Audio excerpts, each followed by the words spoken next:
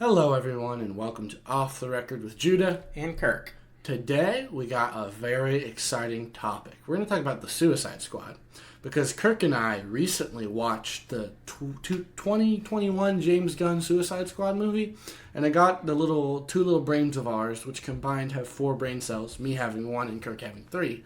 It got those Very brains generous. working.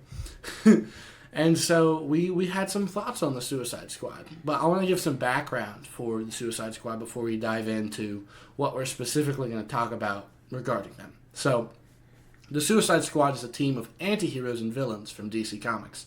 They were first introduced in The Brave and the Bold number 25 in 1959.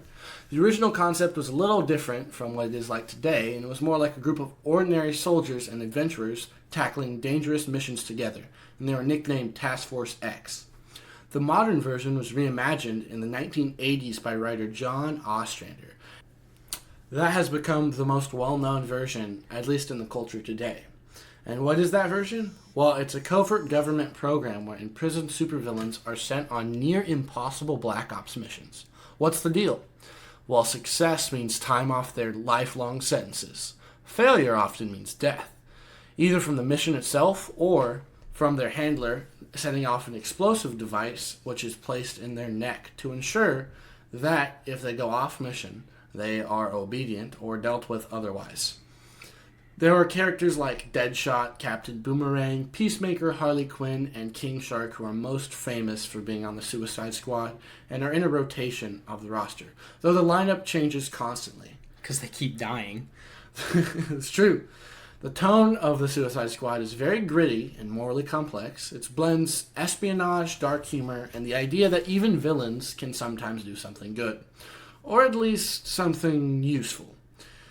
In DC, it's essentially Argus, or the U.S. government's, depending on which iteration it is, dirty little secret weapon. Will deny all knowledge strike team made up of people you'd trust the least, forced to be the ones you rely on the most. All right, thank you for the background, Judah. That's actually a lot more history than I even knew there was to the Suicide Squad, so that's really cool. But it really shows the Suicide Squad is just like a great story device. A highly skilled and disposable team like that creates stories that couldn't really be told in like the normal standard superhero setting. And with the handlers even being uncaring and very often morally gray characters, a very unique dynamic between the handler and the operative arises. It's a lot like the Section 31 of Star Trek, my favorite thing. They're willing to get their hands dirty to do what needs to be done, and the ends always justify the means to these kinds of people. And it also kind of reflects what happens in the real world to sort of an unknown degree, where the U.S. government and even other governments sanction unofficial, shady operations. So someone watching the movie, show, or reading the comics can begin to form an opinion about the ethics of these real-world controversies through the lens of characters he cares about. They care about. He cares about. They care about. Okay, yeah, no, I see that. And it's not the first, it's not the first piece of media to tackle this subject. It's basically, let's be frank, it's the Dirty Dozen with comic book supervillains. And for those who don't know, which Kirk doesn't. Yeah, I'm very much somebody who doesn't know. I'm pretty sure the general audience probably doesn't know either. The Dirty Dozen was this classic 1967 war movie where a bunch of military prisoners get offered a deal. Take on a suicide mission in World War II in exchange for their pardon, or die and rot in prison. Again, it's gritty, it's chaotic, and it's fun watching these misfits figure out how, if they hate their enemy more than they hate each other. Like, they might not, they might just hate each other more. It's fun how that works. Yeah, and if they hate the enemy more, then, like, they can actually start to get along and, like... And they can work together. Because if they're these criminals that just, like, I'm better than you, or, whatever else could arise. Again, I don't know anything about this, but if there's some internal conflict like that, it can be like, wait, we have a bigger enemy here, and we're all getting something out of this, which is our pardon. So, interesting idea there, too. And these stories that aren't very traditional with the characters, right? Like, none of these characters that would be protagonists in these stories, right? It's the Dirty Dozen, Suicide Squad, right? There's no, there's no way coming at it from a very moral, classic Judeo-Christian value perspective to see them as good people. They are just not. Mm-hmm. It's just factual. But it's interesting that you can relate to some of them. Mm-hmm. You know, like it creates a way to like these just objectively bad characters. There's not really anything redeemable in them, but then like for some reason you still like them. Yeah, you still form sort of like an attachment to those characters. Yeah.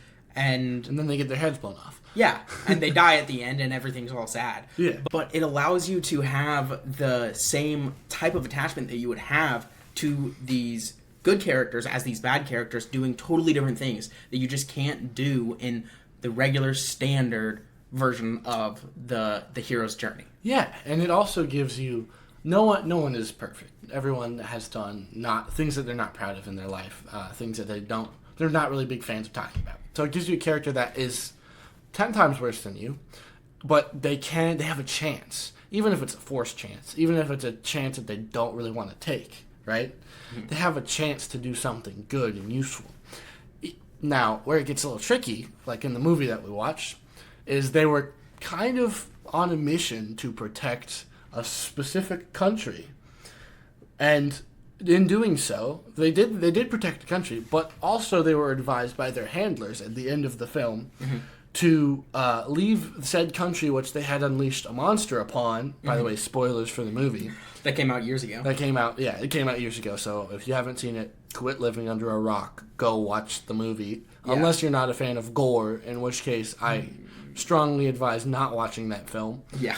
But yeah, it gives you this chance to, like, you see these characters have to do this thing that they're forced to do, and then they're like, okay, but there's another thing that's good that we can do. We can be kind of superheroes. They kind of grow their morals, essentially. Yeah. Like, they start out, they're just the bad guys. That's kind of it, and they're just doing this because, you know, at the beginning it's because it's a good deal to them, but then at the end it's because they'll get their head blown off if they don't.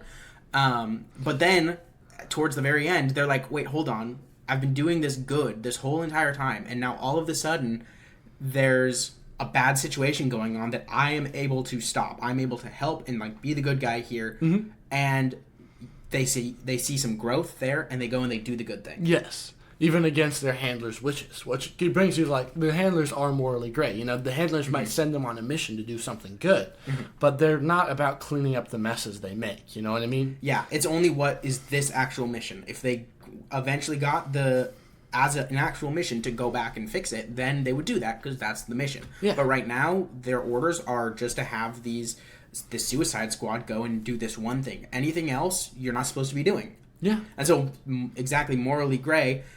We see in the movie, again, some more spoilers here, but we see in this movie that some of the handlers actually said, wait, no, we don't care what the orders are. We want to help them mm-hmm. do good. And that's a whole thing. Even though it's years old, we're not going to go too much into it and spoil it. Yeah. But there is that conflict there, and there's a way it's resolved. Basically, fists fly. But yes. it gets resolved, and the bad guys are able to be the good guys for a moment because they've had they've had even a bit of a hero's journey as the bad guy. Yeah. I mean, we've been over a couple of iterations and fictional representations of this idea, you know, bad guys being forced to do good. And clearly this topic captures the imaginations of writers, but also consumers. And I kind of wanted to see what's cooking in Kirk's head about this, you know? Yeah, so there are a lot of parallels between the concept of a Suicide Squad and using incarcerated individuals for, like, labor force, right? It's a thing that they don't really necessarily want to do, right? Just work and work and work. But we have this option in the real world where if you're in prison, you can go work for like $1 an hour or something like that. Certainly well below minimum wage. I mean, back in Poppy's day, you know, that was a lot of money right there. But back then, I think it was even lower. So the prisoners get paid like very little for their labor, but a lot of people still choose to do this. A lot of prisoners still choose to give up their time, give up any hobbies they have, give up everything else to, while in prison, in this terrible situation that they probably put themselves in, go out of their way, out of their time, everything else, and work for, like, almost nothing. And there was actually even like a whole controversy where Kamala Harris, Who Kirk voted for, by the way. I definitely did not. She kept prisoners in prison for longer than I believe they were supposed to be in California, because she wanted this like quasi slave labor. It's super cheap to pay these people, and they can do work that normally you would actually have to pay Someone to do, yeah. but like a lot of money to do. Like you could get carpentry work, you can get all that. Like there's license plates, And it could be good quality, too. yeah. A lot of states, their license plates are actually made by prisoners in prison, right? That's great. So I'll have to sneak a shiv into a prison sometime to thank him. yeah, exactly. But I mean, that's something that society needs, is license plates, right? And Kamala Harris wanted to be able to keep this kind of economic powerhouse going for the state, and so she did this. It was such like an overreach of the norm. But in general, not specifically what Kamala Harris was doing, but in general, most people consider prison work like this to be okay. It's like they're repaying their debt to society. The difference in what the minimum wage is versus what they actually get paid, that's just a debt that they owe to society, and so they're kind of fulfilling their obligations there when they choose to work like this. So clearly the moral line is somewhere else than this quasi-slave labor, essentially. Courts often allow a person to join the military in lieu of prison time, especially if it's like kind of a lesser offense, maybe not felonies, but what's the thing that's not a felony? What's just one step under a felony? I don't quite remember. But any cops out there, any lawyers, any justice system people, comment what we can't figure out between our 4 brain cells. Anyone who has more than 4 brain cells, comment as well and tell us what we're so wrong about. Yes. Because we're not perfect. But like the Suicide Squad. If someone gets into some trouble, they have the opportunity then to actually go and join the military, and then they don't have to go to prison. So which is great. Yeah, in that case, they're paid a normal wage, as far as I'm aware, but they're potentially putting their life on the line when they're doing it. You join the military, some people who join the military die, right? Actually, a good chunk.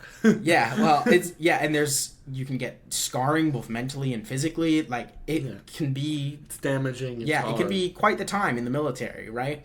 It's not an easy experience. So, in this case, everybody still considers this to be a great idea, even much more than the prison workers thing, because in this case, it's still repaying a debt to society, but it allows for a lot of rehab. They can go into, instead of going to prison and just wasting away, kind of, or maybe doing some quasi-slave labor, they can join the military, and they can have a good schedule, they can get fit, they can have a good structure around them where they have some accountability to people both around them and it's healthy. Yeah, around and above them. It's like just a really great idea, actually. Most people are in favor of that thing.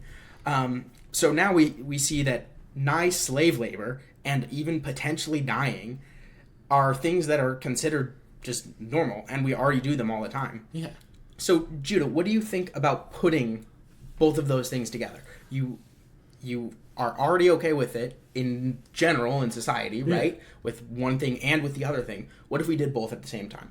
What if you potentially died and you were a slave while doing it? That's a great idea. So this is just the concept of the Suicide Squad, but in real life, right? Mm-hmm. I think it's interesting that people will, rather than, rotting away in prison, they're going to the military, right?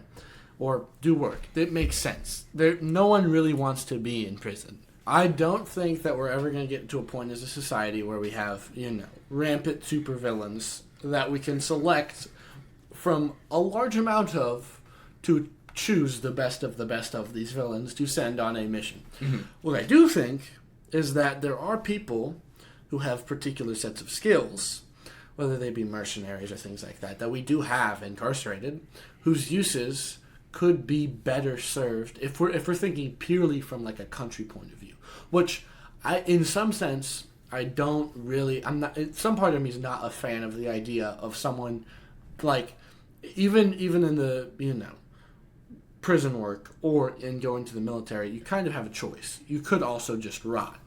Yeah. If you're chosen for this hypothetical Suicide Squad, right? Yeah.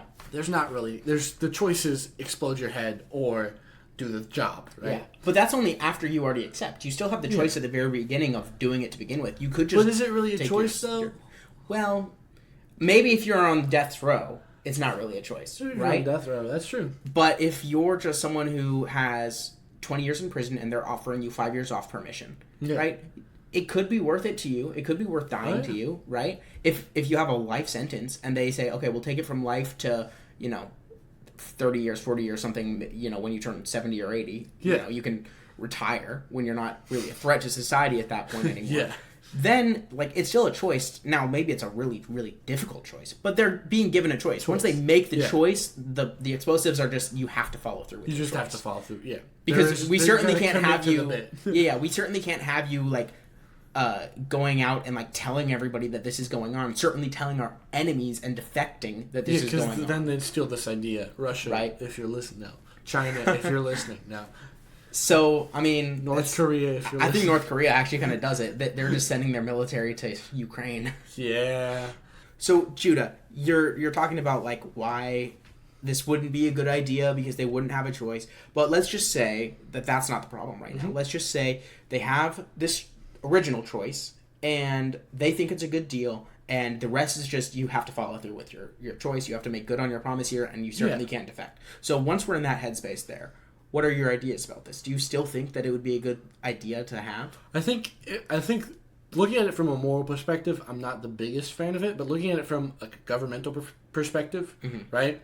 I don't think this is I think this is an option that you could use that is not a half bad idea, right? Yeah, if all you care about is your national security and getting done what your country wants to have done, then this is a great idea. Then it's not a bad idea. Not that there's necessarily certain people who would be better suited for operations than the Navy SEALs would be. Yeah. But if there were people who would be elite mercenaries across the world. Yeah, if there are people who are even better than the SEALs who couldn't or who could do things that the SEALs couldn't do, then just purely from a national security perspective, purely from an I want this mission to be complete perspective, it's a good choice. Yes, I would agree with that. Now, looking at it from a moral lens, right, I think the threat of death, for once person accepts the choice, it's do it or die, right? I think the threat of death for them, right, wouldn't mean as much as we think it means. You know what I mean? Right? They'd accept the mission knowing you're going to die anyway. So if they desert when they get scared, they're just going to, it's going to be fodder, really. You know what I mean? Yeah. Because if you accept a thing that you could potentially kill you, right? Then the fact of your death happening when you're scared of doing that thing is not as scary. At least in my opinion. What about the draft, then? What about the draft? Because then you're not really given a choice at all. That's true. I'm it's kind of for the draft, so yeah, it's kind of a similar situation. You got signed up for the draft. If the draft is ever pulled, which it probably never will be, but if there ever is a draft, that's true. You go off to a war. You have that certainly possibility of dying. Let's just say right now, the possibility of dying from being in the Suicide Squad is the exact same possibility of dying from the draft. What do you think there? Okay, well then it's a little bit better, but the bombs in the head, right? Someone has to push that button, and someone in any case, if you're gonna die, and especially in a combat field, it's probably gonna be someone killing you for either in self-defense or in murder for intent, right? If you're murdering your people on your side, which I would say, if you put a bomb in someone's head and blow their brains out, that's to be frank, that's murder. It certainly seems a lot more murderous. That's not I exploded a thing and these people died from the explosion. No, you're just that person is doing a thing I don't like, I'm killing them now. Yes. Yeah. And you don't like that. That's where it gets iffy for me. You know what I mean? Okay. So here's my question then. I'll just be devil's advocate here. I don't actually really know what my conclusion is in this case. I don't know. Yeah, it's a hard thing to have a conclusion on. Yeah. But just to be devil's advocate here, what about, say this is just a regular war, right? It could be draft or otherwise, but someone is on the front line somewhere, and they announce, I'm going to go over to the other side, and I'm going to defect, and I'm going to spill some secrets from our next operations there. And then they immediately, after saying that, start running down towards the enemy camp. There's no chance of you capturing them or anything else. What do? Do you shoot them in the back of the head? you shoot them in the back of the head. Okay, well, yes, but see, the difference there is they're giving you the choice between, like, it's the few and the many, right? Yeah. If that person is defecting to kill more people, then what's better? Let that happen or kill that person? I think that's a wrong perspective. Not because your ultimate conclusion is wrong, but because of your reasoning. The needs of the many outweigh the needs of the few is just totally false. Okay, that's valid, right? It's just do the right, whether or not it hurts more people or less people, you do the right thing. Yeah. So in this case, this person is essentially going to commit a crime, right not only thing? a crime, they're going to commit treason, which is punishable by death. Yes. And you are a representative of the country, yes. right? At that exact moment, you are essentially a representative of that country. Your only choice is either shoot them or don't shoot them. Do the right thing or not do the right thing. You do the right thing. You shoot them. Yes. Right? The difference that maybe you could consider is, well, with the Suicide Squad, when they try to defect, it's not necessarily defecting to another side. It's just, I don't want to do this. I don't want to do this, right? But there's even just the risk, though, that when they leave, that they go and spill the tea. Like, they're not actually, like, these, trained operatives of the United States government. They don't actually have, like... To report back, right? Right. They don't have, like, this desire to, they're on this team and they want this team to win. Yeah. And so this kind of patriotic duty to serve keep their country, secrets. right? Like, my dad was in the Navy, right? He knows classified material. He's not just out spewing it. Why? He likes this country, and he doesn't want to do that. Now, of course, there would be consequences for it, but if we're talking about these kinds of people, and they're just, like, off, free, loose, you can't take that chance. I'm not advocating for complete, like, if they run away, what I'm advocating for, right, something that can immobilize them, something that can get them recaptured, right? Yeah. If someone is, like, fleeing the job, and, if you immobilize them, and they're in the middle of a war zone, or in the middle of a conflict somewhere, right, then there's a chance of them dying anyway, right? But... from the perspective of being the handler, right? Mm-hmm. I wouldn't want to blow someone's head off. So put the explosive in their leg. So that does immobilize them. Yeah. They're not really going to go anywhere. It could probably still kill them. That's true. I'm thinking like you Tasers. can stun them. Yeah. Yeah. Put some. But you tasers. need someone there to catch them too. That's and true. the point of the Suicide Squad is that it's only the members of the team that are on the ground are disposable. Fellow Suicide Squatters. Like, there's not some official representative of the Suicide Squad. They're with them. Like, well, there's Rick Flag. In some cases, well, and that, spoilers. He didn't really do his job well. Didn't make it. But even then, he's in the movie. At least he's kind of disposable. Like, they kind of knew he was disposable, right? That was in the cards, at least. Yeah. But like, they're not really gonna have just some guy on the ground to, like, if someone defects, go pick them up and take them. Because the whole point is that these are missions that no one else can do. Squad, yeah. No one else either can do them or even should do them because they're not, like, the scum of society. And we're only trying to send the scum of society here. We're not going to send some really good, nice dude to make sure that they do it right or to capture them after. Yeah. So in that case, when you immobilize them, they'll be mobile again. Mm. So the only way to immobilize them are things that necessarily come with a high chance of death. If you put the explosive in their leg, it is certainly possible that either a piece of shrapnel goes up to their head or that they just bleed out on the battlefield or something like that. So you might as well put it in their neck and just make it quick and more or less painless. Yeah. Well, I'm not arguing for, like, I can't see a way for it to be done from a more, like, again, practical sense, from talking from the country's sense. It's a smart idea, right? It is a well thought out thing that you can have a completely disposable military squad that can get in, get out, do what they're told right away. And if they decide that they're too afraid to do it or whatever, you can immediately off them. From that perspective, again, it's not a bad idea. It's the moral perspective where it gets like I said, like if I'm the handler, I don't really feel like blowing someone's head off because they're in a situation that maybe if I was in that situation, I wouldn't react so differently. You know what I mean? Well, I guess that's the point of having the morally gray handlers then. It's people who are like, I don't really care what's the right thing to do here. I'm going to do what I'm supposed to do here, which is I'm going to do what my job is, and which is press a button and explode your shit. All right, do you have closing thoughts? Not on this specific thing, but that was a really good discussion. I was wondering, kind of on a side tangent, a side quest, you may say. Whoa. Sad, discontinued, I know. But at the end of this episode, slight bring back, should we have human medical trials on death row inmates? This is something I've been thinking of recently. Have you seen the 2018 film Venom? The first Venom? Yeah. Yes. Okay, so who do they use for their human medical trials initially? I don't remember much of the movie. Inmates. Who do they use when they run out of inmates to use? Okay. Okay, so you're going to be going slippery slope here, though. Yeah. Is kind of your point for why not? Mm-hmm. Okay, but even, let's just say we don't force the prisoners. Like, we're not saying, oh, you're on death row here. We're going to kill you because you committed murder or something, right? We're killing you, so we might as well test on you first, right? What if we gave them the choice? It could be, hey, you're going to die. We will kill you. But you could still do some good in this little time you have left before we kill you and take this medical trial here. Or even maybe lessening their sentence. I mean, it would kind of depend. If you're on death row... If you're on death row, there's no lessening your sentence. I'm saying... If you're on death row, there's very few cases. But I'm sure we could find something. Yeah. Someone's on death row, but it's if like... If you're talking about this is stuff that we've been testing on animals for curing cancer, right? So we're going to this dude's going to die anyway, he's on death row, might as well just pump him up with a bunch of cancer and see if it works, Well, no, what I'm suggesting is not...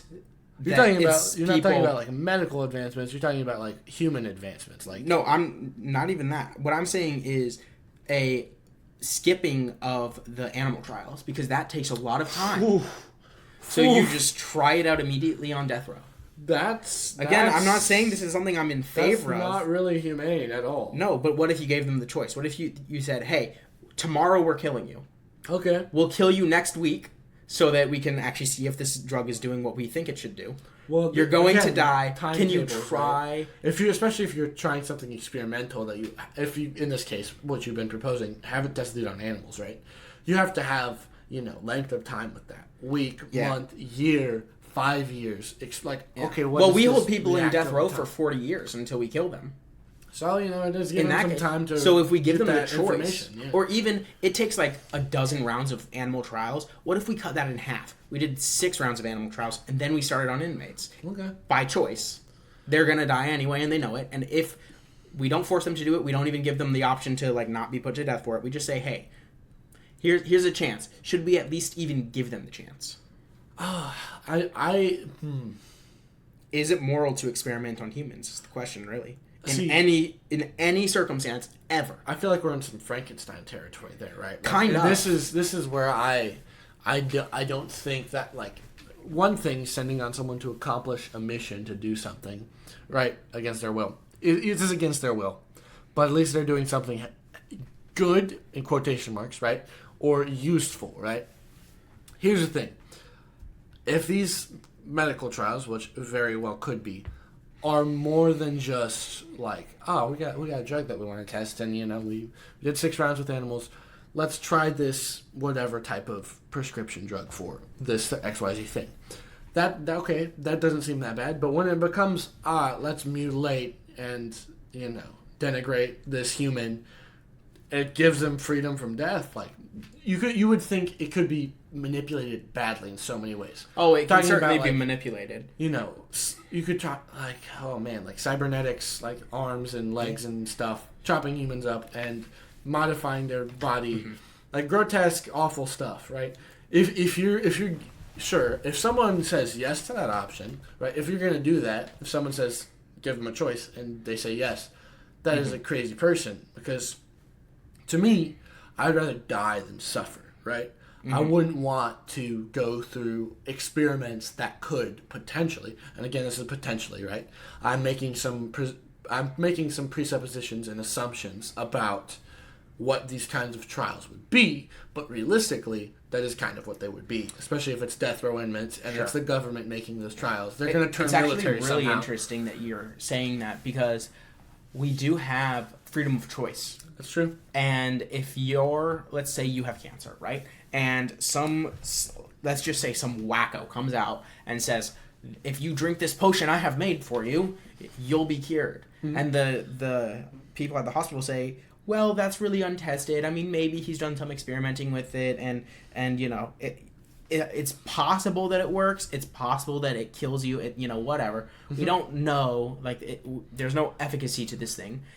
Could that person still say, yes, I want to try it? Because right now, I'm not sure if it's nationwide that this is allowed, but in a lot of places, you have freedom of choice. Yeah, you have freedom of choice. You can say, yes, I want to try this experimental treatment. I want to try this experimental drug because I have the choice and the right to do with my body what I want. Okay, well, so I'll give you two answers. I'll give you the Patriot answer and I'll give you my answer. I think the Patriot answer is yes, right? If we have a country that's founded on these principles of freedom and liberty, you have religious freedoms, you have freedoms to do what you'd like, in broad senses with your property and in your house, right? That's a given. That's what when you're talking American, right? Mm-hmm. Those are the principles that founded this country. It's my gun, my land, my rules. Yeah, right? Let me do what I want. Let me do what I want, okay? So from that perspective, sure, go ahead, shoot your shot. From my perspective, I would say, and this is personal, right? If I had cancer, right? Mm-hmm. I would be content with the fact that I'm going to die rather than prolong my life for something I don't know is going to save me. But then what if it does save you and suddenly we have a cure for cancer that helps tons and tons of people? Then that would be great. But I'm maybe not the first guy volunteering in that line. Because, again, I'm a person that has been around and experienced a lot of death in my life. So I'm content with dying. So that's for you personally. Yeah. And I may be right there with you, too. I actually really don't know. But something I do know is, in general, I think that if a person were to choose to do that, I don't think that's necessarily immoral. If somebody said that they wanted to do that and then took the treatment. It might depend on what the treatment is. Yeah. Like, if it's utterly foolish, you're being a bad steward of your body, of the little bit of time that you have left on Earth, all that stuff, sure. If it's just straight up foolish. But if you actually think that there's a shot, and it's not like a 0% chance that this works, plus it could genuinely help tons and tons of people after you if it's successful. Yeah, okay, but that's from free person choice, right? You're talking about this dude probably just comes out. This may have tested on a few things, right? No drug is coming to you in any way, shape, or form before it gets tested on anything, right? Even from a mad scientist, let's be frank. Okay? Sure. Unless you're like his Igor or something, you know what I mean?